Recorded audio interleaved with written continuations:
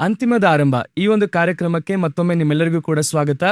ನಾವು ಕಳೆದ ಸಂಚಿಕೆಯಿಂದ ಪ್ರಕಟಣೆಯ ಪುಸ್ತಕದ ಕುರಿತಾಗಿರುವಂತಹ ಕಾರ್ಯಗಳನ್ನು ನೋಡುತ್ತಾ ಇದ್ದೇವೆ. ಅದರಲ್ಲಿ ಕಳೆದ ಸಂಚಿಕೆಯಲ್ಲಿ ಪ್ರಕಟಣೆಯ ಪುಸ್ತಕ ಎಷ್ಟು ಪ್ರಾಮುಖ್ಯವಾದದ್ದು ಎಂಬುದಾಗಿ ಆ ಪ್ರಕಟಣೆಯ ಪುಸ್ತಕದ ಕುರಿತಾದಂಥ ಒಂದು ಪರಿಚಯವನ್ನು ನಾವು ನೋಡಿದ್ವಿ. ಈ ಒಂದು ಸಂಚಿಕೆಯಲ್ಲಿ ಕಳೆದ ಸಂಚಿಕೆಯ ಅಂತಿಮದಲ್ಲಿ ನಾವು ಒಂದು ಪ್ರಶ್ನೆಯೊಂದಿಗೆ ಮುಗಿಸಿದ್ವಿ. ಅದೇನೆಂದರೆ ಪ್ರಕಟಣೆಯ ಪುಸ್ತಕವನ್ನು ಯಾವ ರೀತಿಯಾಗಿ ಓದಬೇಕೆಂಬುದಾಗಿ. ಸೊ ಈ ಒಂದು ಸಂಚಿಕೆಯಲ್ಲಿ ಅದರ ಕುರಿತಾಗಿ ನಾವು ಕೇಳಿ ತಿಳಿದುಕೊಂಡು ಬನ್ನಿ. Praise lord. Praise lord. Brother, ನಾವು ಲಾಸ್ಟ್ ಎಪಿಸೋಡಿಂದ ಈ ಪ್ರಕಟಣೆಯ ಪುಸ್ತಕದ ಕುರಿತಾಗಿ ನಾವು ಡಿಸ್ಕಸ್ ಮಾಡ್ತಾ ಇದ್ದೀವಿ. ಸೊ ಲಾಸ್ಟ್ ಎಪಿಸೋಡಲ್ಲಿ ನಾವು ಇಂಟ್ರೊಡಕ್ಷನ್ ಆಗಿ ಆ ರೆವಲ್ಯೂಷನ್ ಬುಕ್ ಅಂದರೆ ಏನು, ಅದರ ಇಂಪಾರ್ಟೆನ್ಸ್ ಏನು ಎಂಬುದಾಗಿ ಅದರ ಕುರಿತಾಗಿ ನೋಡಿದ್ವಿ. ಸೊ ಲಾಸ್ಟ್ ನಮಗೊಂದು ಕ್ವಶನ್ ಕೇಳಿದೆ, ಈ ಪ್ರಕಟಣೆಯ ಪುಸ್ತಕ, ಯಾಕಂದರೆ ಈ ಭಾಳ ಜನ ಎಲ್ಲರ ಮೈಂಡ್ ಸೆಟ್ ಏನಂದರೆ ಪ್ರಕಟಣೆಯ ಪುಸ್ತಕ ನಮ್ಗೆ ಅರ್ಥ ಆಗಲ್ಲ, ಯಾಕಂದರೆ ಬೈಬಲಲ್ಲಿ ಎಲ್ಲ ಪುಸ್ತಕ ಓದ್ತಾರೆ. ಸೊ ಈ ರೆವಲ್ಯೂಷನ್ ಬುಕ್ ಅಂತ ಬಂದಾಗ ಭಾಳ ಜನ ಅದನ್ನು ಓದೋದಕ್ಕೆ ಬಹಳ ಡಿಫಿಕಲ್ಟಾಗಿ ಫೇಸ್ ಮಾಡ್ತಾರೆ. ಸೊ ಈಸಿಯಾಗಿ ನಮ್ಗೆ ಅರ್ಥ ಆಗಲ್ಲ, ಯಾಕಂದರೆ ಅದರಲ್ಲಿ ಅನೇಕ ಚಿಹ್ನೆಗಳಿರುತ್ತೆ, ನಂಬರ್ಸ್ ಇರುತ್ತೆ, ಮೃಗಗಳಿರುತ್ತೆ. ಸೊ ಯಾವುದು ಕೂಡ ಅವರಿಗೆ ರಿಲೇಟೆಡ್ ಆಗಿ ಅದನ್ನು ಥಿಂಕ್ ಮಾಡೋ ಥರ ಯಾವುದೂ ಇರೋಲ್ಲ. ಸೊ ಅದರಿಂದ ಭಾಳ ಕಷ್ಟ ಇದನ್ನು ಓದೋದಂತ ಅನೇಕರು ಹೇಳ್ತಾರೆ. ಸೊ ಅದನ್ನು ಯಾವ ರೀತಿಯಾಗಿ ಓದಬೇಕು, ಯಾವ ರೀತಿಯಾಗಿ ಅರ್ಥ ಮಾಡ್ಕೊಳ್ಬೇಕು, ಅದರ ಕುರಿತಾಗಿ ನೀವು ಈ ಸಂಚಿಕೆಯಲ್ಲಿ ತಿಳಿಸೋದಾದರೆ ಬಹಳ ಅನುಕೂಲವಾಗಿರುತ್ತೆ ಬ್ರದರ್. ಈಗ ಈ ಪ್ರಕಟಣೆ ಪ್ರವಾದನೆ ಗ್ರಂಥವನ್ನು ನಾವು ಯಾವ ರೀತಿ ಓದಬೇಕು ಎನ್ನುವುದನ್ನು ನೋಡೋದಕ್ಕಿಂತ ಮುಂಚಿತವಾಗಿ ಈ ಪುಸ್ತಕದ ಒಂದು ವ್ಯಾಲ್ಯೂವನ್ನು ನೋಡುವರಿದ್ದೇವೆ. ಯಾಕೆ ಅಂತ ನೋಡೋದಾದರೆ, ಯಾವ ಒಂದು ವಸ್ತುವನ್ನು ಹ್ಯಾಂಡಲ್ ಮಾಡುವಂಥದ್ದು, ಆ ಒಂದು ವಸ್ತುವಿನ ವ್ಯಾಲ್ಯೂ ಗೊತ್ತಾದರೆ ಹ್ಯಾಂಡಲ್ ಮಾಡ್ಬೋದು. ಬಹಳ ಸಾಧಾರಣವಾಗಿದ್ವಿ ಅಂತ ಹೇಳಿದ್ರೆ ಕ್ಯಾಶುವಲ್ ಆಗಿ ಅದರ ವ್ಯಾಲ್ಯೂ ಗೊತ್ತಿಲ್ಲ ಅಂದರೆ ಕ್ಯಾಶುವಲ್ ಆಗಿ ಹ್ಯಾಂಡಲ್ ಮಾಡ್ತೀವಿ. ಉದಾಹರಣೆಗೆ ಒಬ್ಬರು ಒಂದು ವಾಚನ್ನು ಗಿಫ್ಟ್ ಮಾಡಿದ್ರು. ಆ ವಾಚನ್ನು ಭಾಳ ಇಷ್ಟಪಟ್ಟು ಕೊಟ್ಟರು ಅವರು. ನಾನು ಸಾಮಾನ್ಯವಾಗಿ ಬಹಳ ವಾಚ್ ಕಟ್ಟಲ್ಲ, ಯಾರಾದರೂ ಕೊಟ್ಟರೆ ಕಟ್ತೀನಿಲ್ಲ ಅಂದರೆ ಇಷ್ಟ ಇರಲ್ಲ ನನಗೆ ವಾಚ್ ಕಟ್ಟೋಕ್ಕೆ. ಆ ವಾಚನ್ನು ತೆಗೆದಿಟ್ಟಿದೆ ಒಂದು ಕಡೆ. ಆಗ ಅವರು ಫೋನ್ ಮಾಡಿ, ಪಾಸ್ಟರ್ ಈ ವಾಚ್ ನೋಡಿದ್ರಾ, ನಿಮಗೆ ಇಷ್ಟ ಆಯಿತು ಎಂಬುದಾಗೆಲ್ಲ ಅವ್ರು ಕೇಳಿದ್ರು. ನಾನು ಇಷ್ಟ ಆಯಿತು, ನೋಡಿದೆ, ಚೆನ್ನಾಗಿತ್ತು, ಬಹಳ ಕೇರ್ಫುಲ್ಲಾಗಿ ಇಟ್ಕೊಳ್ಳಿ ಅಂತ ಹೇಳಿದ್ರು. ನಡುವೆ ಒಂದು ಚಿಕ್ಕ ಡೈಮಂಡ್ ಇದೆ, ಅದು ಬಹಳ ಕಾಸ್ಟ್ಲಿ ಅಂತ ಹೇಳಿದ್ರು. ಅನಂತರ ವಾಚ್ನ ಹುಡುಕ್ತೆ ನಾನು ಎಲ್ಲಿಟ್ಟೆ ಎಂಬುದಾಗಿ ಹೇಳಿ. ಯಾಕೆ ಹೇಳ್ತಾ ಇದ್ದೀನಿ ಅಂತ ಹೇಳಿದ್ರೆ, ನಾವು ಹಲವು ಬಾರಿ ಬಂದು ಅದರ ವ್ಯಾಲ್ಯೂ ಗೊತ್ತಿರೋದ್ರೆ ಕ್ಯಾಶುವಲ್ ಯೂಸ್ ಮಾಡ್ತಾ ಇದ್ದೀವಿ, ವ್ಯಾಲ್ಯೂ ಗೊತ್ತಿರೋ ಅದನ್ನು ಕರೆಕ್ಟಾಗಿ ಯೂಸ್ ಮಾಡ್ತೀವಿ. ಅದೇ ಥರನೇ ಪ್ರಕಟಣೆ ಪ್ರವಾದನೆ ಗ್ರಂಥ ಪುಸ್ತಕ ವ್ಯಾಲ್ಯೂ ಅದೇ ಥರ. ಈ ಒಂದು ಬುಕ್ ಅಥವಾ ಪ್ರಿಂಟೆಡ್ ವರ್ಷನ್ ಎನ್ನುವುದಕ್ಕಿಂತ ಈ ಪ್ರಿಂಟೆಡ್ ವರ್ಷನ್ ಆಗಿರುವಂತಹ ವರ್ಡ್ ಎಲ್ಲಿಂದ ಬಂತು ಅಂತ ನೋಡಬೇಕು. ಈಗ ರೆವಲ್ಯೂಷನ್ 1ನೇ ಅಧ್ಯಾಯ 1ನೇ ವಾಕ್ಯ 2ನೇ ವಾಕ್ಯವನ್ನು ಓದಿ ನೋಡುವುದಾದರೆ ಆ ವಾಕ್ಯ ಸ್ಪಷ್ಟವಾಗಿ ಹೇಳುತ್ತೆ, ಅತಿ ಬೇಗನೆ ಸಂಭವಿಸುವಂಥ ಕಾರ್ಯ ಅಂತ. ಅರ್ಥ ಏನು? ಬೇಗ ನಡೆಯುವಂಥ ಕಾರ್ಯ ಅಂತ. ಅದರಲ್ಲಿ ಒಂದು ವ್ಯಾಲ್ಯೂ. ಒಬ್ಬ ಮನುಷ್ಯನ ಜೀವನದಲ್ಲಿ ಯಾವಾಗಲೂ ನಾವು ಏನು ಬಯಸ್ತೀವಿ, ಭವಿಷ್ಯದಲ್ಲಿ ನಡೆಯುತ್ತೆ ಎಂಬುದಾಗಿ. ಪ್ರತಿ ಮನುಷ್ಯನಿಗೂ ಆ ಥಾಟ್ ಒಂದು ಓಡ್ತಾ ಇರುತ್ತೆ. ಸ್ಪಿರಿಚುವಲ್, ನಾನ್ ಸ್ಪಿರಿಚುವಲ್ ಯಾರೇ ಆಗಿದ್ರು ಸರಿ. ಆದ್ರಿಂದ ನೋಡೋದಾದ್ರೆ ಗಿಣಿಯಿಂದ ಹಿಡಿದು ಕಂಪ್ಯೂಟರ್ ವರೆಗೂ ಕೇಳ್ತಾರೆ, ಮುಂದೆ ನನಗೆ ಏನಾಗುತ್ತೆ ಈ ರೀತಿ ಕೇಳ್ತಿರ್ತಾರೆ. ಯಾವಾಗಲೂ ನಮ್ಮ ಕಾನ್ಸಂಟ್ರೇಷನ್ ಯಾವಾಗಲೂ ಫ್ಯೂಚರ್ ಬಗ್ಗೆನೇ ಇರುತ್ತೆ. ಇವಾಗ ನಾವು ಕೆಲ್ಸಕ್ಕೆ ಹೋಗೋದಾಗಿರ್ಬೋದು, ಏನೇ ಆದ್ರೂ ಕೂಡ ಫ್ಯೂಚರ್ ಚೆನ್ನಾಗಿರ್ಬೇಕು, ಫ್ಯೂಚರ್ ಅನ್ನೋದು ಕುರಿತಾಗಿ ನಾವು ಯಾವಾಗಲೂ ಯೋಚನೆ ಮಾಡ್ತೀವಿ. ಹೌದು, ಆ ಫ್ಯೂಚರ್ನ ಥಾಟ್ ಬಂದು ಓಡ್ತಾನೆ ಇರುತ್ತೆ. ಹೌದು, ಏನೇನು ವಿಶ್ವಾಸಿಯಾಗಿದ್ರು ಕೂಡ, ಫ್ಯೂಚರ್ನ ನಂಬಿದ್ರು ಕೂಡ ತಿಳಿದುಕೊಳ್ಳೋದ್ರಲ್ಲಿ ಒಂದು ಆಸಕ್ತಿ ಇರುತ್ತೆ. ಸೊ ದೇವ್ರು ಏನು ಮಾಡ್ತಾರೆ, ಹಳೆ ಒಡಂಬಡಿಕೆಯಲ್ಲಿ ಹೇಳಬೇಕಾದ್ರೆ ಬರುವ ಕಾರ್ಯಗಳ ಕುರಿತಾಗಿ ನನ್ನ ಬಳಿ ಕೇಳ್ರಿ, ನಾನು ನಿಮಗೆ ಪ್ರತ್ಯುತ್ತರವಾಗಿ ಕೊಡ್ತೀನಿ ಅಂತ ಹೇಳ್ತಾರೆ. ಆದರೆ ಹೊಸ ಒಡಂಬಡಿಕೆಯಲ್ಲಿ ಕೇಳದೆ ಹೇಳ್ತಾರೆ, ಇನ್ನು ಮುಂದೆ ಸಂಭವಿಸಬೇಕಾಗಿರುವ ಕಾರ್ಯವನ್ನು ತೋರಿಸ್ತೀನಿ ಎಂಬುದಾಗಿ ಹೇಳ್ತಾರೆ. ಸೊ ಹಾಗಾದರೆ ಇವಾಗ ನಮ್ಮ ಬಳಿ ಇರುವಂಥದ್ದೆಲ್ಲವೂ ಫ್ಯೂಚರ್ ಬುಕ್. ಅದು ಅದರ ಒಳಗಿರುವುದೆಲ್ಲ ಅವರು ಕೊಟ್ಟ ದಿನದಿಂದ ಫ್ಯೂಚರ್ ಸಂಬಂಧಪಟ್ಟ ವಿಷಯಗಳು ಒಳಗಿದೆ. ಹಾಗಾದ್ರೆ ಯೋಚನೆ ಮಾಡಿ ನೋಡಿ, ಅದೆಷ್ಟು ವ್ಯಾಲ್ಯೂ ಅಂತ ನೋಡಿ. ಒಂದು ನಡೆದು ಮುಗಿದಿರುವಂತಹ ವಿಷಯ ಹಿಸ್ಟ್ರಿ ಬುಕ್, ಅದಕ್ಕೆ ಎಷ್ಟೊಂದು ವ್ಯಾಲ್ಯೂ ಕೊಡ್ತೀವಿ ನಾವು, ಇಲ್ವಾ? ಅದನ್ನು ನಾವು ಓದ್ತೀವಿ, ಮುಗಿದಿರುವಂಥ ವಿಷಯವನ್ನು ಓದ್ತೀವಿ, ಅದಕ್ಕೆ ಇಷ್ಟೊಂದು ಮುಖ್ಯತ್ವ ಕೊಡ್ತೀವಿ. ಅಂದರೆ ನನಗೆ ತಿಳಿಯದಿರುವಂತಹ ವಿಷಯ ನನಗೆ ತಿಳಿಯಲಿದೆ, ಅದು ಬೇರೆ ಯಾರಿಗೂ ಗೊತ್ತಿಲ್ಲ, ಓದುವ ನನಗೆ ಮಾತ್ರ ಅರ್ಥವಾಗುತ್ತೆ ಎಂಬುದಾಗಿ ಇರುವಂಥ ಇಷ್ಟೊಂದು ವ್ಯಾಲ್ಯೂ ಇದೆ ನೋಡಿ ಅದರಲ್ಲಿ. ಸೊ ಅದು ನಂಬರ್ 1.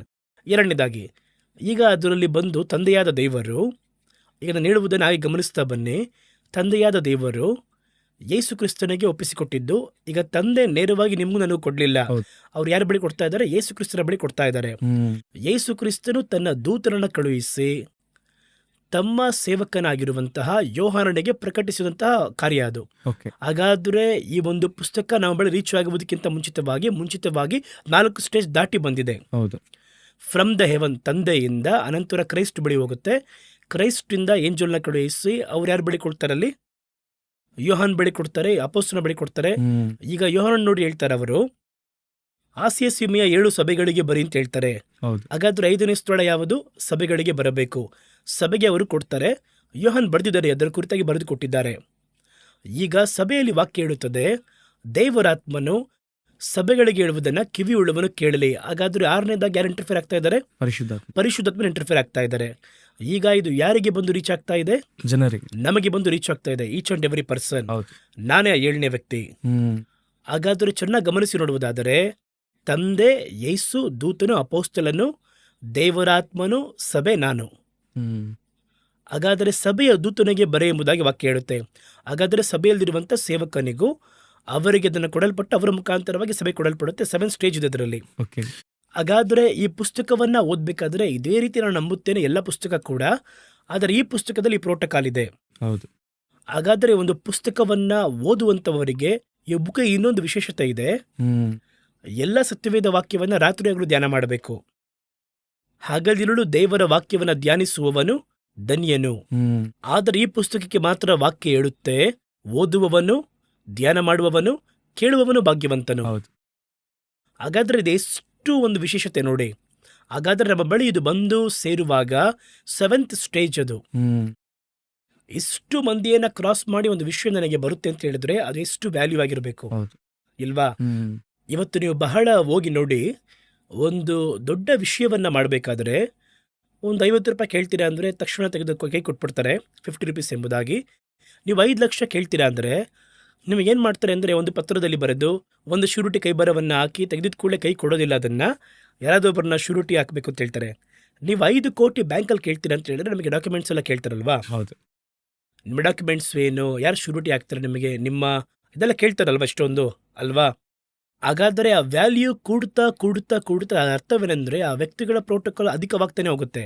ಹ್ಮ್ ಹಾಗಾದರೆ 7 ಮಂದಿಯನ್ನು ದಾಟಿ 7ನೇ ವ್ಯಕ್ತಿಯಾಗಿ ನನ್ನ ಬಳಿ ಬರುತ್ತೆ. ಸ್ಪೆಷಾಲಿಟಿ ಹೆಂಗಿರುತ್ತೆ ಅದರದ್ದು? ಹ್ಮ್ ಹಾಗಾದರೆ ನಾವು ಬಂದು ಈ ಪುಸ್ತಕವನ್ನು ಕ್ಯಾಶುವಲ್ ಆಗಿ ನೆನೆಸ್ತೀವಿ. ಹ್ಮ್ ಕೆಲವೊಬ್ಬರೆಲ್ಲ ಹೆಂಗೆ ಹೇಳ್ತಾರೆ ಅಂತ ಹೇಳಿದ್ರೆ ಅದು ನನಗೆ ಅರ್ಥ ಆಗಲಿಲ್ಲ. ಹೌದು. ಅರ್ಥ ಆಗಲಿಲ್ಲ ಎಂಬುದಾಗಿ ಒಂದು ವಿಷಯವನ್ನು ಬಿಡುವುದಾದ್ರೆ ನಿಮ್ಮ ಸೆಲ್ ಫೋನ್ ಯೂಸ್ ಮಾಡೋಕ್ಕಾಗ್ತಾನೆ ಇರಲಿಲ್ಲ. ಹೌದು. ಯಾಕಂದ್ರೆ ಸ್ಟಾರ್ಟಿಂಗ್ ನಾವು ಫೋನ್ ಯೂಸ್ ಮಾಡೋಕೆ ಗೊತ್ತಿರಲಿಲ್ಲ. ಏನು ಗೊತ್ತಿರಲ್ಲ ಅಲ್ವಾ? ಹ್ಮ್ ಇವತ್ತು ಇರುವ ಒಂದು ಆ್ಯಪನ್ನು ಕೂಡ ಯೂಸ್ ಮಾಡೋಕೆ ಆಗ್ತಿರಲ್ಲ. ಎಲ್ಲ ಆ್ಯಪು ಡೌನ್ಲೋಡ್ ಮಾಡಿದ ನಂತರ ಅರ್ಥ ಆಗುತ್ತಲ್ವಾ? ಹೌದು. ಇಲ್ವಾ? ಹ್ಮ್ ವಾಟ್ಸಪ್ ಒಳಗೆ ಹೋಗಿ ಇವತ್ತು ಅದಕ್ಕೆ ಅಪ್ಡೇಟ್ ಅಂತ ಕೊಟ್ಟರೆ ಏನು ಅಪ್ಡೇಟ್ ಆಗೋದು ನಮಗೆ ಗೊತ್ತಾಗೋದಿಲ್ಲ. ಹೌದು. ಆದ್ರೆ ನಾವು ಕುಳಿತು ಏನು ಮಾಡ್ತೀವಿ, ಅದನ್ನ ಅನಲೈಸ್ ಮಾಡ್ತೀವಿ, ಅದನ್ನ ಜಾಸ್ತಿ ಓದೋದನ್ನ ಮಾಡ್ತೀವಿ, ಎಲ್ಲವನ್ನ ಮಾಡ್ತೀವಲ್ವಾ? ಹಾಗಾದ್ರೆ ಈ ಒಂದು ಸೆಲ್ ಫೋನ್ 5 ವರ್ಷ ಬರುತ್ತಾ, ಒಂದು 10 ವರ್ಷ ಬರುತ್ತಾ, 20 ವರ್ಷ ಬರುತ್ತಾ? ಎಟರ್ನಲ್ಗೆ ನಿತ್ಯತ್ವಕ್ಕೆ ಕೊಡುವಂತಹ ಈ ಪುಸ್ತಕ ಯಾಕೆ ಅರ್ಥ ಆಗಲಿಲ್ಲ ಅಂತ ಹೇಳಬೇಕು? ಹೌದು. ನೀವು ಏನೇ ಒಂದು, ಇವಾಗ ಒಂದು ಮಗು ಹುಟ್ಟುತ್ತೆ, ಮಗು ಬಂದು ಅಳುತ್ತೆ, ಯಾಕೆ ಅಳುತ್ತೆ ಅಂತ ಏನು ಮಾಡಲ್ಲ, ಅದು ಅರ್ಥ ಆಗಲ್ಲ. ನಮಗೆ ಅರ್ಥ ಆಗಲ್ಲ. ಹ್ಮ್ ಆದರೆ ತಾಯಿಗೆ ಹೋಗ್ತಾ ಹೋಗ್ತಾ ಹೋಗ್ತಾ ಯಾಕೆ ಅಳುತ್ತೆ ಅಂತ ಅರ್ಥ ಆಗುತ್ತಲ್ವಾ? ಹೌದು. ಯಾರಾದ್ರೂ ಹೇಳ್ಕೊಡ್ತಾರ, ಅಯ್ಯೋ ಮಗು ಅಳುತ್ತೆ ಅಂತ ಹೇಳಿದ್ರೆ ಸುಮ್ಮನೆ ಅಳುತ್ತೆ ಅಂತ ಹೇಳ್ತಾರೆ. ಹೌದು. ಅದೇ ರೀತಿಯಾಗಿ ಮಗು ಅಳುವ ಸಂದರ್ಭದಲ್ಲಿ ಅದು ಹಸುವಿಲ್ ಅಳ್ತಾ ಇದೆ ಅಂತ ಹೇಳ್ತಾರೆ, ಹ್ಮ್ ಇಲ್ಲಾನು ನಿದ್ದೆ ಬಂತು ಅದಕ್ಕೆ ಅಳ್ತಾ ಇದೆ ಅಂತ ಹೇಳ್ತಾರೆ. ಆ ಒಂದು ಅಳುವಿಗೆ ಅವರಿಗೆ ಚೆನ್ನಾಗಿ ಅರ್ಥ ಮಾಡ್ಕೊಳಕ್ ಆಗುತ್ತಲ್ಲ? ತಾಯಿಗೆ ಮಾತ್ರ ನಿಜವಾಗ್ಲೂ ಮಗು ಏನಕ್ಕಂತ ಅರ್ಥ ಆಗುತ್ತೆ, ಬೇರೆ ನೋಡೋರ್ಗೆಲ್ಲ ಅವ್ರಿಗೆ ಅರ್ಥ ಆಗಲ್ಲ, ಅದು ಅರ್ಥವಾಗುವುದಿಲ್ಲ. ಅದೇ ರೀತಿನೇ ನೀವು ಅರ್ಥ ಮಾಡಿಕೊಳ್ಳಬೇಕು ಅಂತ ಇಷ್ಟಪಟ್ಟರೆ ನಿಮ್ಗೆ ಅರ್ಥ ಆಗುತ್ತೆ. ಹೌದು. ಹ್ಮ್ ಹಾಗಾದ್ರೆ ನಿಮಗೆ ಇದು ಅರ್ಥ ಮಾಡಿಕೊಳ್ಳುವುದಕ್ಕೆ ಇಷ್ಟ ಇಲ್ಲ. ಹೌದು. ಒಂದು ಸ್ಥಳದಲ್ಲಿ ಏನೇ ಇದ್ರೂ ಕಷ್ಟನೇ, ಹ್ಮ್ ಏನು ಸುಮ್ಮನೆ ಸಿಗೋದಿಲ್ಲ. ನೀವು ಅಕ್ಕಿ ತಿಂತಿರಲ್ಲ, ಅಕ್ಕಿ ನಿಮಗೆ ಎಲ್ಲಿಂದ ಬಂದು ರೀಚ್ ಆಗುತ್ತೆ? ಹೌದು. ಯಾರೋ ಒಬ್ರು ರೈತ ನೆಲದಲ್ಲಿ ಬಂದು ಬೀಜವನ್ನು ಬಿತ್ತಿ ಅಕ್ಕಿಯನ್ನು ಹಾಕಿ ಭತ್ತ ಬರುತ್ತೆ. ಅನಂತರ ಭತ್ತವನ್ನು ತೆಗೆದು ಒಂದು ಕಡೆ ಮೂಟೆ ಕಟ್ಟಿಟ್ಟು ಅದನ್ನು ಇಡ್ತಾರೆ. ಅನಂತರ ಭತ್ತವನ್ನು ಅಕ್ಕಿನ ಬೇರ್ಪಡಿಸ್ತಾರೆ. ಅನಂತರ ಅಕ್ಕಿನ ಪಾಲಿಶ್ ಮಾಡ್ತಾರೆ. ಅನಂತರ ಹೋಲ್ಸೇಲ್ ಟು ರಿಟೇಲ್ ಟು ನಮ್ಮ ಬಳಿ ಬರುತ್ತದು. ಹೌದು. ಇಷ್ಟೊಂದು ಪ್ರಾಸೆಸ್ ಇದೆ ಅಲ್ವಾ? ಹೌದು. ಇಷ್ಟು ನಿಮ್ಗೆ ಅರ್ಥ ಆಗ್ತಿಲ್ಲ ಅಂತ ಅಕ್ಕಿ ಖರೀದಿ ಮಾಡ್ದಂಗಿದ್ದೀರಾ? ಇಲ್ಲ. ನಾನು ಕೆಲವೊಮ್ಮೆ ಯೋಚನೆ ಮಾಡ್ತೀನಿ, ನೀವು ಜ್ವರಕ್ಕೆ ಮಾತ್ರೆ ಹಾಕ್ತೀರಾ ಅಲ್ವಾ? ಹೌದು. ಮಾತ್ರೆ ಹಾಕಿದ ಕೂಡಲೇ ಆ ಮಾತ್ರೆ ಒಳಗೆ ಏನೆಲ್ಲ ಕಾಂಬಿನೇಷನ್ ಇರುತ್ತೆ ಅಂತ ಗೊತ್ತಾ ನಿಮಗೆ? ಗೊತ್ತಿಲ್ಲ. ಏನು ಗೊತ್ತಿಲ್ಲ ಅಲ್ವಾ? ಹೌದು. ಅದು ಹೋಗಿ ಜ್ವರವನ್ನು ಯಾವ ರೀತಿ ಕಡಿಮೆ ಮಾಡ್ತು ಅಂತ ಗೊತ್ತಾ ನಿಮಗೆ? ಇಲ್ಲ. ಅದು ಹೋಗಿ ಆ ಕಾಂಬಿನೇಷನ್ ನಿಮ್ಮ ಬ್ಲಡ್ಡಲ್ಲಿ ಎಲ್ಲಿ ಬೆರೆಯಿತು, ಅದು ಯಾವುದನ್ನ ಅದು ಕೂಲ್ ಮಾಡ್ತು, ನಿಮ್ಮ ಟೆಂಪರೇಚರ್ ಅಂತ ಗೊತ್ತಾ ನಿಮಗೆ? ಗೊತ್ತಿಲ್ಲ. ಆ ಕಂಪನಿ ನಿಮಗೆ ಏನು ಅಂತ ಗೊತ್ತಾ? ಆ ಮಾತ್ರೆ ಕಂಪನಿ ಯಾರು ಅಂತ ಗೊತ್ತಾ? ಗೊತ್ತಿಲ್ಲ. ಹಣವನ್ನು ಕೊಟ್ಟು ಆ ಮಾತ್ರೆಯನ್ನು ಖರೀದಿ ಮಾಡಿ ಬಾಯಲ್ಲಿ ನೀರು ಹಾಕಿ ಮಾತ್ರೆ ಹಾಕಿ ಕುಡಿತಾರೆ, ಕಡಿಮೆ ಆಗುತ್ತೆ ಎಂಬುದಾಗಿ ನಂಬಿಕೆಯಿಂದ ಕಡಿಮೆ ಆಗುತ್ತೆ. ಹೌದು.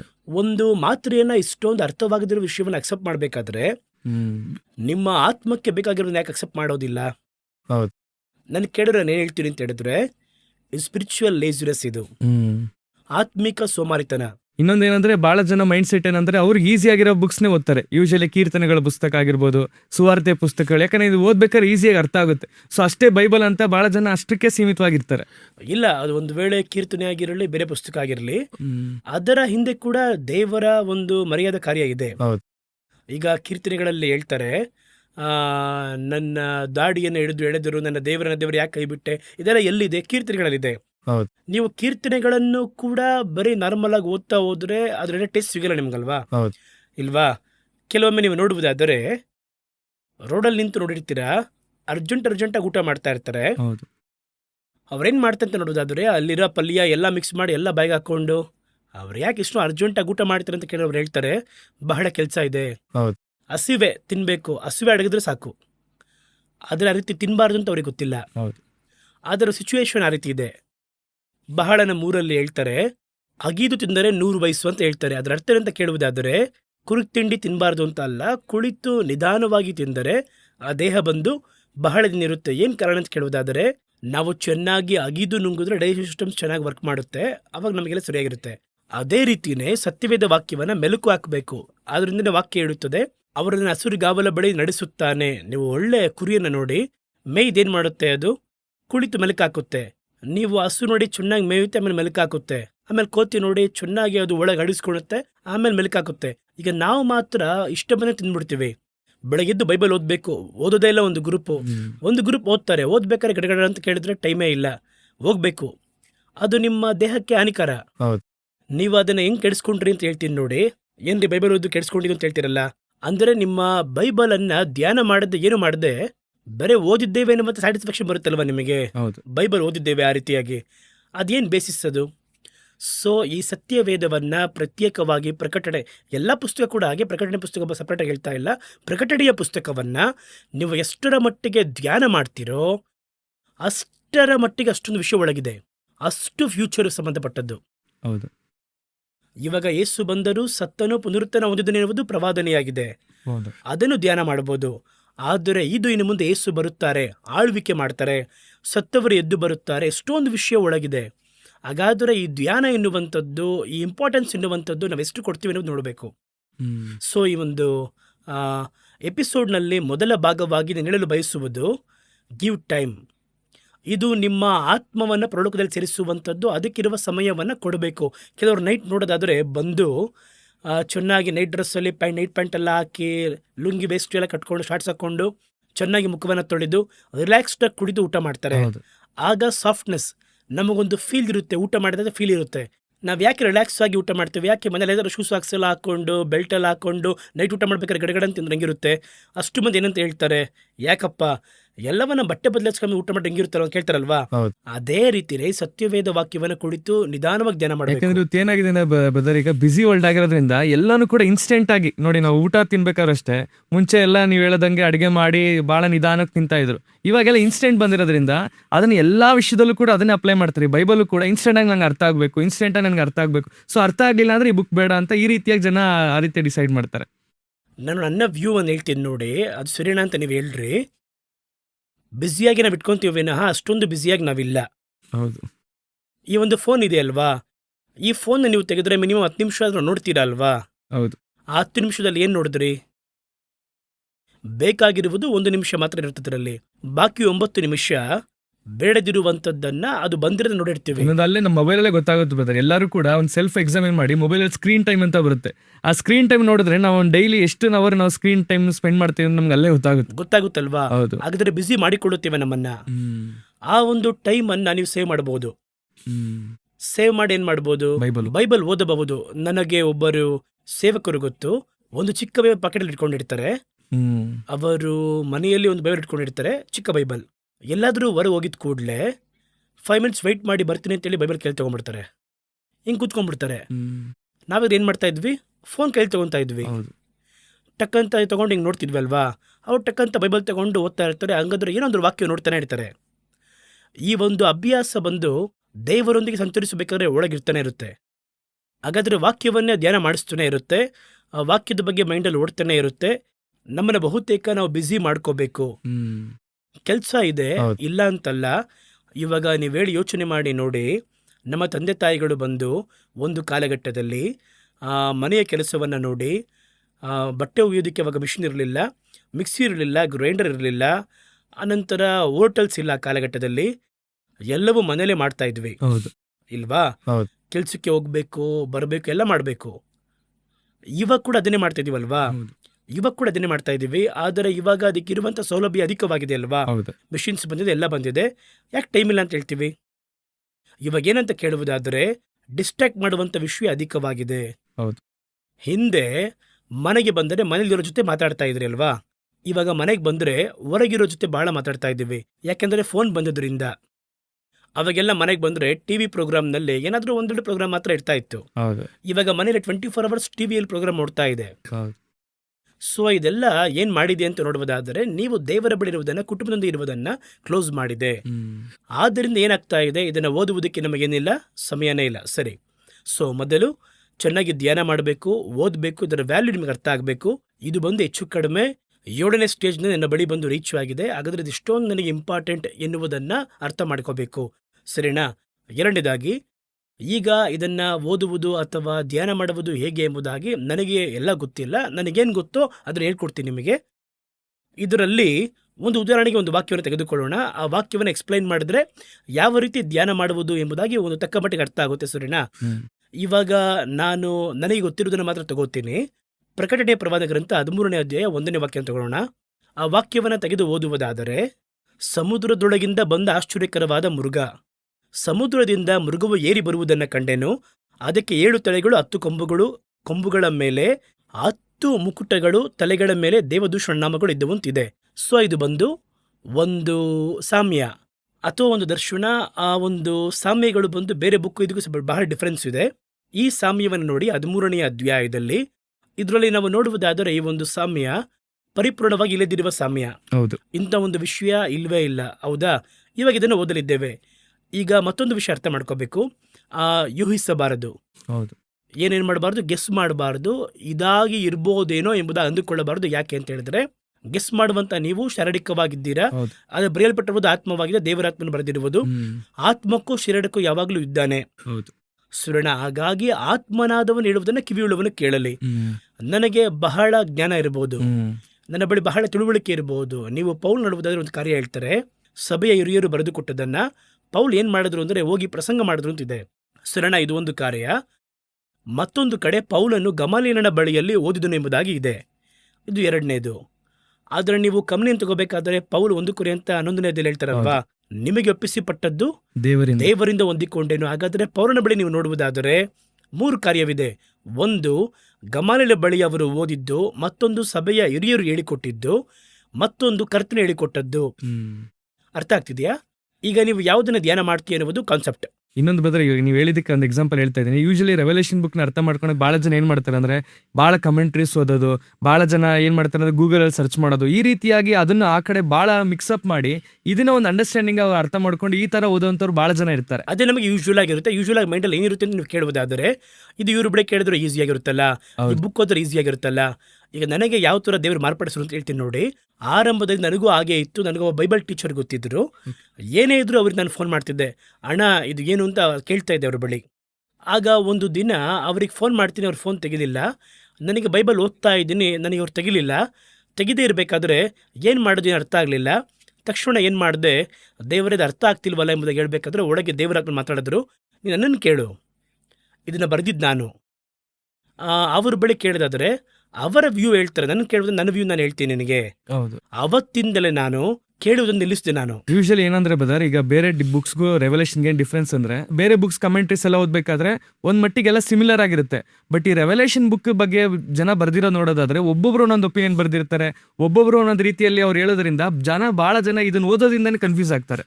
ಹೌದು, ಅದೇನಾಗುತ್ತೆ ಅಂದರೆ, ನಾವು ಧ್ಯಾನ ಮಾಡ್ತೀವಿ, ನಾವು ಬಂದು ಒಂದು ಸ್ಟ್ಯಾಂಡರ್ಡ್ ಆಗಿ ದೇವರೊಂದಿಗೆ ಸಂಚರಿಸ್ತಾ ಇದ್ವಿ ಅಂತ ಹೇಳಿದ್ರೆ ಆ ಒಂದು ಧ್ಯಾನ ಕರೆಕ್ಟಾಗಿ ಹೋಗ್ತಾನೆ ಇರುತ್ತೆ. ಹೌದು, ಒಂದು ಕಡೆ ನಾವೇನ್ ಮಾಡ್ತೀವಿ ಅಂತ ಹೇಳಿದ್ರೆ, ಧ್ಯಾನ ಮಾಡ್ತಿರ್ಬೇಕಾದ್ರೆ ಸ್ವಲ್ಪ ನಮ್ಮದನ್ನು ಒಳಗೆ ಬೆರೆಸ್ಬಿಡ್ತೀವಿ. ಹೌದು, ಆದ್ದರಿಂದ ಬಹಳ ಕಮೆಂಟ್ರೀಸ್ ಅಲ್ಲಿ ಬಂದು ಬಹಳ ಮಿಸ್ಟೇಕ್ಸ್ ಒಳಗೆ ಬರುತ್ತೆ. ನಾವು ಯಾರನ್ನು ಕೊರತೆ ಹೇಳ್ತಾ ಇಲ್ಲ, ನಾವು ನೋಡುವವರಿಗೆ ಹೇಳ್ತಾ ಇದ್ದೀನಿ, ಕಮೆಂಟ್ರೀಸ್ ನಾನು ಕೊರತೆ ಹೇಳ್ತಾ ಇಲ್ಲ. ಆದರೆ ನಿಮಗೆ ದೇವರು ಕೊಡುವುದೇನುವುದೇ ಬೆಸ್ಟ್, ಅದಕ್ಕೆ ಈಕ್ವಲೇ ಇಲ್ಲ, ಅದು ಬಂದು ಹಂಗೆ ಬರುತ್ತೆ. ಸೊ ನಾವು ಇದು ನೋಡ್ತಾ ಇದ್ದೀವಿ.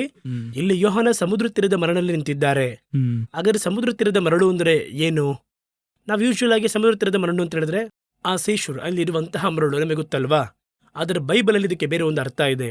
ಓಶಯ 1:10 ಓದಿ ನೋಡಿದ್ರೆ ವಾಕ್ಯ ಹೇಳುತ್ತೆ, ಇಸ್ರಾಯೇಲ್ಯರ ಸಂಖ್ಯೆಯು ಅಳೆಯುವುದಕ್ಕೂ ಲೆಕ್ಕಿಸುವುದಕ್ಕೂ ಅಸಾಧ್ಯವಾದ ಸಮುದ್ರ ತೀರದ ಉಸುಬಿನಂತಾಗುವುದು.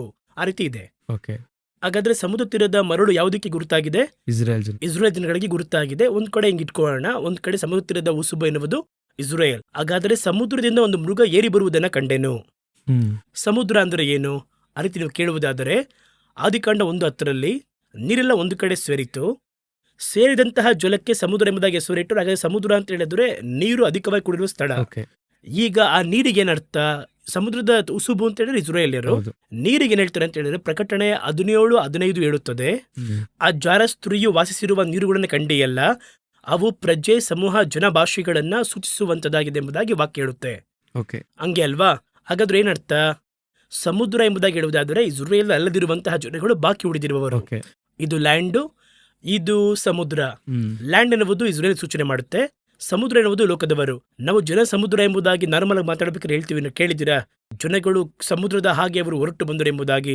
ಸೊ ಇದು ಲೋಕದ ಜನಗಳ ಸೂಚನೆ ಮಾಡುತ್ತೆ, ಇದು ಇಸ್ರೇಲ್ ಸೂಚನೆ ಮಾಡುತ್ತೆ. ಅದರಿಂದ ಒಂದು ಮೃಗ ಏರಿ ಬರುವುದನ್ನ ಕಂಡೆನು. ಓಕೆನಾ? ಮೃಗ ಅಂದ್ರೆ ಏನು ಅಂತ ನೀವು ಕೇಳುವುದಾದರೆ ದಾನಿಯೇಲ ಪ್ರವಾದನ ಗ್ರಂಥ 7:23 ಹೇಳುತ್ತದೆ, 4ನೇ ಮೃಗವು ಭೂಮಿಯಲ್ಲಿ ಉಂಟಾಗುವಂತಹ 4ನೇ ರಾಜ್ಯವಾಗುವುದು. ಆ ರೀತಿ ಇದೆ. ಹಾಗಿದ್ರೆ ಮೃಗ ಅಂದ್ರೆ ಏನು? ರಾಜ್ಯ, ಗವರ್ಮೆಂಟ್. ನಾವು ಯಾಕೆ ಒಂದು ವೇಳೆ ದಾನಿಯೇಲಿಗೆ ಹೋಗ್ಬೇಕು ಅಂತ ನೀವು ಕೇಳುವುದಾದರೆ ದಾನಿಯೇಲ 7:2-3 ವಾಕ್ಯದಲ್ಲಿ ಸಮುದ್ರದಿಂದ 4 ಮೃಗ ಬಂತು ಎಂಬುದಾಗಿದೆ. ಈ ಪ್ರಕಟಣೆ ಪ್ರವಾದನ ಗ್ರಂಥದಲ್ಲಿ 4 ಸ್ಥಳದಿಂದ ಮೃಗ ಬರುತ್ತೆ. ಸಮುದ್ರದ ಒಳಗಿಂದ ಬರುತ್ತೆ ಪ್ರಕಟಣೆ 13:1, ಭೂಮಿಯಿಂದ ಬರುತ್ತೆ ಪ್ರಕಟಣೆ 13:11, ಆಕಾಶದಿಂದ ಬರುತ್ತೆ ಪ್ರಕಟಣೆ 12:3, ಪಾತಾಳದಿಂದ ಬರುತ್ತೆ ಪ್ರಕಟಣೆ 17:8-9. ಈ 4 ಸ್ಥಳದಿಂದ ಮೃಗ ಬರುತ್ತೆ. ಹಾಗಾದ್ರೆ ಎಲ್ಲಾ ಮೃಗವನ್ನ ಗೌರ್ಮೆಂಟ್ ಎಂಬುದಾಗಿ ನೋಡಕ್ ಸಾಧ್ಯ ಇಲ್ಲ. ಸರಿನಾ? ಒಂದೊಂದಕ್ಕೂ ಒಂದೊಂದು ಅರ್ಥವಿದೆ. ಈಗ ಸಮುದ್ರದ ಒಳಗಿಂದ ಮೃಗ ಬರುತ್ತೆ ಅಂತ ಹೇಳಿದ್ರೆ ಜನಗಳ ನಡುವೆಯಿಂದ ಒಂದು ಗೌರ್ಮೆಂಟ್ ಬರುತ್ತೆ ಎಂಬುದಾಗಿ ಅರ್ಥ. ಓಕೆನಾ? ಅನಂತರ ಅದಕ್ಕೆ 7 ತಲೆಗಳು ಎಂಬುದಾಗಿದೆ. 7 ತಲೆಗಳು ಅಂದ್ರೆ ಏನು ಅಂತ ನೋಡಬಹುದಾದರೆ ಪ್ರಕಟಣೆ ಪ್ರವಾದನ ಗ್ರಂಥ 17ನೇ ಅಧ್ಯಾಯದಲ್ಲಿ 9ನೇ ವಾಕ್ಯ ಹೇಳುತ್ತದೆ, ಇದು ಬುದ್ಧಿವಂತನಿಗೆ ಮಾತ್ರ ಗೊತ್ತಾಗುವುದು. ಆ 7 ತಲೆಗಳು ಆ ಸ್ತ್ರೀ ಕೂತುಕೊಂಡಿರುವ 7 ಬೆಟ್ಟಗಳೇ ಎಂಬುದಾಗಿದೆ. ಓಕೆನಾ? ಹಾಗಾದ್ರೆ 7 ತಲೆ ಅಂದ್ರೆ ಏನು? 7 ಬೆಟ್ಟ. ಸ್ತ್ರೀ ಕುಳಿತಿರುವಂತಹ 7 ಬೆಟ್ಟ. ಓಕೆ.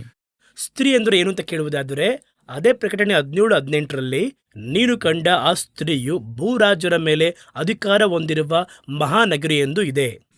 ಓಕೆನಾ? ಹಂಗಂದ್ರೆ ಸ್ತ್ರೀ ಅಂದ್ರೆ ಏನು? ಸಿಟಿ. ಅದು ಯಾವ್ದ್ರ ಮೇಲೆ ಕೂತಿದೆ? 7 ಬೆಟ್ಟಗಳ ಮೇಲೆ ಕೂತಿದೆ. ಹಾಗಾದ್ರೆ 7 ತಲೆ ಅಂದ್ರೆ 7 ಬೆಟ್ಟದ ಮೇಲೆ ಇರುವಂತ ನಗರ ಅಂತ ಅರ್ಥ. ಓಕೆನಾ? ಅನಂತರ 10 ಕೊಂಬುಗಳು ಅಂತ ಇದೆ. 10 ಕೊಂಬುಗಳು ಅಂದ್ರೆ ಏನು? ಪ್ರಕಟಣೆ 17:12 ಹೇಳುತ್ತದೆ, ನೀನು ಕಂಡಂತಹ 10 ಕೊಂಬುಗಳು 10 ಅರಸರು ಅಂತ ಇದೆ. ಎಲ್ಲದಕ್ಕೂ ಅರ್ಥ ಇದೆ ತಾನೆ? ಒಂದೊಂದಕ್ಕೂ ಅರ್ಥ ಇದೆ. ಇದನ್ನ ನೀವು ಧ್ಯಾನ ಮಾಡಬೇಕೇ ವಿನಃ ಯೂಹಿಸಬಾರದೇನಂತ. ಎಲ್ಲ ನಮಗೆ ಅದರ ಮೀನಿಂಗ್ ಬಂದು ಬೈಬಲ್ನಲ್ಲೇ ಇದೆ. ಆದರೆ ಅದನ್ನ ಹುಡುಕಿ ಕಂಡಿಡಿದು ಓದಬೇಕಾಗಿರೋದು ನಮ್ಮ ಒಂದು ಕರ್ತವ್ಯ. ಈಗ ಈ ವಾಕ್ಯವನ್ನ ಗಮನಿಸಿ. ಅನಂತರ ಏನಿದೆ? ಅದರ ತಲೆಗಳ ಮೇಲೆ 10 ಮುಕುಟಗಳು. ಮುಕುಟ ಅಂದ್ರೆ ಕಿರೀಟ. ಕಿರೀಟ ಎನ್ನುವುದಕ್ಕೆ ಏನರ್ಥ ಅಂದ್ರೆ ಒಂದು ಆಳ್ವಿಕೆ. ಅದಕ್ಕೆ ಕಿರೀಟ ಎನ್ನುವುದು ಒಂದು ಅಧಿಕಾರ. ಅದು ಅದರ ತಲೆಗಳ ಮೇಲೆ ದೇವದೂಷಣ ನಾಮಗಳು ಇದ್ದವು ಅಂತ ಇದೆ. ದೂಷಣವಾದಂತಹ ನಾಮ ಯಾವ್ದು ಹೇಳ್ತಾರೆ ಬೈಬಲ್ ಅಂತ ಕೇಳಿದ್ರೆ ಮತ್ತಾಯದಲ್ಲಿಯೂ ಇದೆ, ಮಾರ್ಕ್ನಲ್ಲಿಯೂ ಇದೆ. ನಾನು ದೇವರಿಗಿರುವ ಬದಲಾದವನು, ದೇವರಿಗೆ ಬದಲಾದವನು. ಒಂದು ಕಡೆ ಯೇಸು ಬಂದು ಏನ್ ಮಾಡ್ತಾರೆ? ಒಬ್ಬ ಮನುಷ್ಯನ ಪಾಪವನ್ನು ಕ್ಷಮಿಸಬೇಕಾದ್ರೆ ಹೇಳ್ತಾರೆ, ನಿನ್ನ ಪಾಪಗಳು ಕ್ಷಮಿಸಲ್ಪಟ್ಟಿದೆ ಅಂತ. ತಕ್ಷಣ ಅವರೆಲ್ಲ ಕೇಳ್ತಾರೆ, ಇವರು ದೇವರ ದೂಷಣೆ ಮಾಡ್ತಾರೆ ಅಂತ ಹೇಳ್ತಾರೆ. ತಕ್ಷಣ ಯೇಸು ಕೇಳ್ತಾರೆ, ನಾನೇನ್ ಮಾಡಿದೆ? ಪಾಪ ಕ್ಷಮಿಸಲ್ಪಡುವುದು ಒಬ್ಬನು ಗುಣವಾಗುವುದು, ಎದ್ದು ನಡೆ ಎಂಬುದಕ್ಕೆ ಕರೀತಾರೆ, ನಡೆದು ಬಿಡ್ತಾನೆ ಅವನು. ಹಾಗಾದರೆ ದೇವ ದೂಷಣೆ ಅಂದ್ರೆ ಏನಂತ ನೀವು ಕೇಳುವುದಾದರೆ ಒಬ್ಬ ಮನುಷ್ಯನು ಮತ್ತೊಬ್ಬನ ಮನುಷ್ಯನ ಕ್ಷಮಿಸುವಂತ ಹೇಳುವಂತದ್ದೇ ದೇವ ದೂಷಣೆ. ಇನ್ನೊಂದು ಕಡೆ ಇದೆ ದೇವ ದೂಷಣೆ ಏನಂತ ಕೇಳುವುದಾದರೆ ನನ್ನನ್ನು ಕಂಡವನು ತಂದೆಯನ್ನು ಕಂಡಂತೆ ಎಂಬುದಾಗಿ ಯೇಸು ಹೇಳ್ತಾರೆ. ಅದಕ್ಕೆ ಅವ್ರು ಹೇಳ್ತಾರೆ ಇವನ ದೇವ ದೂಷಣೆಯನ್ನು ಮಾಡ್ತಾ ಇದ್ದಾರೆ. ಆ ರೀತಿಯಾಗಿ ಹೇಳ್ತಾರೆ, ಯಾಕೆಂದ್ರೆ ತನ್ನ ದೇವರು ಅಂತ ಹೇಳ್ತಾ ಇದ್ದಾರೆ. ಆ ರೀತಿಯಾಗಿ ಯೇಸು ದೇವರೇ, ಅದರ 2 ಅಭಿಪ್ರಾಯ ಇಲ್ಲ. ಆದ್ರೆ ಅವ್ರು ಹೇಳ್ತಾರೆ ಹಾಗಾದ್ರೆ ಅದ್ರ ಮೇಲೆ ಏನಂತ ಇದೆ? ದೇವ ದೂಷಣೆ ನಾಮವಿದೆ. ಅಂದ್ರೆ ಏನರ್ಥ ಅಂದ್ರೆ ಆ ಕಿರೀಟದ ಮೇಲೆ, ಆ ತಲೆಯ ಮೇಲೆ ಒಂದು ನಾನೇ ದೇವರು ಅಥವಾ ದೇವರಿಗೆ ಬದಲಾಗಿ ಆ ಪಾಪವನ್ನು ಕ್ಷಮಿಸುವಾತನು, ಆ ರೀತಿಯಾಗಿ ಆ ಮನುಷ್ಯನ ತಲೆ ಮೇಲೆ ಕಿರೀಟದ ಮೇಲೆ ಅದು ಇರುವುದಾದರೆ ಅದಕ್ಕೆ ಹೆಸರು ದೇವದೂಷಣೆ. ಓಕೆನಾ? ಹಾಗಾದ್ರೆ 13:1 ಓದೋಣ ಇವಾಗ. ಈಗ ಅದರ ಅರ್ಥವನ್ನ ನಮಗೆ ಸಿಗುತ್ತೆ, ಗಮನಿಸಿ. ಅನಂತರ ನಾ ವಿವರಣೆಯನ್ನು ಓದುತ್ತೇನೆ, ಗಮನಿಸಿ. ಸರಿನಾ? ಇದ್ರ ನೀವು ಆ ವಾಕ್ಯವನ್ನ ಓದ್ರಿ. ಸಮುದ್ರದ ತೀರದ ಮರಳಿನ ಮೇಲೆ ನಿಂತನು, ನಾನು ಇಸ್ರಾಯೇಲ್ ಜನಗಳ ಮಧ್ಯೆ ನಿಂತೇನು. ಸಮುದ್ರದಿಂದ ಮೃಗವು ಏರಿ ಬರುವುದನ್ನು ಕಂಡೆನು, ಬೇರೆ ಜನಾಂಗದ ನಡುವೆ ಒಂದು ರಾಜ್ಯ ಎದ್ದು ಬರುವುದನ್ನು ಕಂಡೆನು. ಅದಕ್ಕೆ 7 ತಲೆಗಳು, ಅದಕ್ಕೆ 7 ಬೆಟ್ಟಗಳಿರುವಂತಹ ಪಟ್ಟಣವು, 10 ಕೊಂಬುಗಳು, 10 ಅರಸರು, ಕೊಂಬುಗಳ ಮೇಲೆ 10 ಮುಕುಟಗಳು, ಅದರ ಮೇಲೆ 10 ಆಳ್ವಿಕೆಗಳು, ತಲೆಗಳ ಮೇಲೆ ದೇವದೂಷಣ ನಾಮಗಳು ಇದ್ದವು. ಆ ಕಿರೀಟದಲ್ಲಿ ದೇವರಿಗೆ ಅಸಹ್ಯವಾಗಿರುವ ನಾಮಗಳು ಒಳಗಿದ್ದವು. ಇಷ್ಟೇ ಆ ವಾಕ್ಯದ ಒಂದು ಅರ್ಥ. ಈಗ ಪ್ರಕಟಣೆಗಳಲ್ಲಿ ಮಾತ್ರ ಹೇಳ್ತಾ ಇದ್ದೀನಿ, 13ನೇ ಅಧ್ಯಾಯದಲ್ಲಿ 18 ವಾಕ್ಯ ಇದು ಒಳಗಿದೆ. 18 ವಾಕ್ಯವನ್ನು ಇದೇ ತರ ಓದಬೇಕು. ಒಂದೊಂದು ವಾಕ್ಯದ ಹಿಂದೆ ಒಂದೊಂದು ಅರ್ಥ ಇರುತ್ತೆ. ಉದಾಹರಣೆಗೆ 2ನೇ ವಾಕ್ಯ ಹೇಳುತ್ತೆ, ಒಂದು 1 ಮಿನಿಟ್ ಹೇಳ್ತೀನಿ ನೋಡಿ. ನಾನು ಕಂಡ ಮೃಗವು ಚಿರತೆ ಅಂತ ಇತ್ತು. ಹೌದು. ಹಾಗಾದ್ರೆ ಮೃಗ ಅಂದ್ರೆ ಏನು? ರಾಜ್ಯ. ಹೌದು. ನಾನು ನೋಡಿದಂತಹ ರಾಜ್ಯ. ಚಿರತೆ ಅಂದ್ರೆ ಏನಂತ ಬೈಬಲ್ ಒಳಗೆ ನೀವು ನೋಡ್ಬೇಕು ಇವಾಗ. ಹೌದು. ಈ ರೀತಿ ಒಂದೊಂದು ಕಾರ್ಯವನ್ನ ಧ್ಯಾನ ಮಾಡ್ತಾ ಒಂದು ರಹಸ್ಯ ಸಿಗುತ್ತೆ. ಈಗ ಕೊನೆಯದಾಗಿ ಒಂದೇಳು ಮುಗಿಸ್ತೀನಿ ನಾನು. ಈಗ ಇದು ಬಂದು ಇನ್ನು ಮುಂದೆ ಸಂಭವಿಸಬೇಕಾಗಿರುವಂತ ಪ್ರಾಫೆಸಿ. ಹೌದು. ಈ ಒಂದು ಕಾರ್ಯ ಇವಾಗ ನಡೆದಿದೆ. ಈ ಪ್ರವಾದನೆ ಆಗಿ ನೆರವೇರ್ತಾ ಇದೆ. ಅದು ಏನು ಎನ್ನುವುದನ್ನ, ಇದು ಯಾವ ರೀತಿ ಪ್ರೊಫೆಟಿಕಲ್ ಆಗಿ ನೆರವೇರಿತು ಈಗ ಎನ್ನುವುದನ್ನ ಕರ್ತನ ಚಿತ್ತವಾದರೆ ನಾವು ಮುಂದಿನ ಎಪಿಸೋಡ್ ನಲ್ಲಿ ನೋಡೋಣ. ಬಹಳ ಬ್ಯೂಟಿಫುಲ್ ಆಗಿತ್ತು ಬಟ್ ಎಷ್ಟು ದಿವಸ ನಾವು ನಮ್ಮ ಮೈಂಡ್ ಸೆಟ್ ಯಾವ ರೀತಿ ಆಗಿತ್ತಂದ್ರೆ ಪ್ರಕಟಣೆಯ ಪುಸ್ತಕದಲ್ಲಿ ಅಂತ ವಾಕ್ಯಗಳೆಲ್ಲ ಅರ್ಥ ಆಗಲ್ಲ, ಏನೇನೋ ಇದೆ ನಮ್ಗೆ ಅರ್ಥ ಆಗದಿಲ್ ತರ ಇದೆ ಅಂತ ಇತ್ತು. ಬಟ್ ಈಗ ಒಂದು ವಾಕ್ಯ ನೀವು ವಿವರಿಸಬೇಕಾದ್ರೆ ಗೊತ್ತಾಗುತ್ತೆ ದೇವ್ರು ಬರ್ದಿರಂತ ಒಂದೊಂದು ಪದದ ಅರ್ಥ ಕೂಡ ಬೈಬಲ್ ಅಲ್ಲೇ ಇದೆ ಎಂಬುದಾಗಿ ಬಹಳ ಸುಂದರವಾಗಿ ಅದನ್ನು ಎಕ್ಸ್ಪ್ಲೇನ್ ಮಾಡಿದ್ರಿ. ಈ ಒಂದು ಸಂಚಿಕೆಗೆ ಬಂದಿದ್ದಕ್ಕಾಗಿ ಬಹಳ ಸಂತೋಷ. Price the lord.